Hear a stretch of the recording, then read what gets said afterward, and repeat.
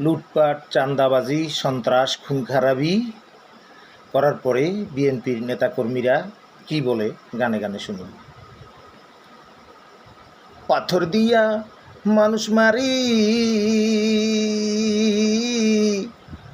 মাথার গাম পায়ে ফেলি, চাঁদাবাজি দান্দাবাজি কত খুন খারাবি করি, তবু লোকের মন পাইলাম না রে।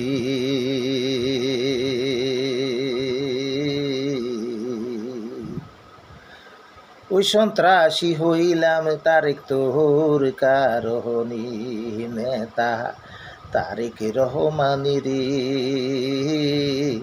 চাঁদাবাজ হইলাম তোর কারণে।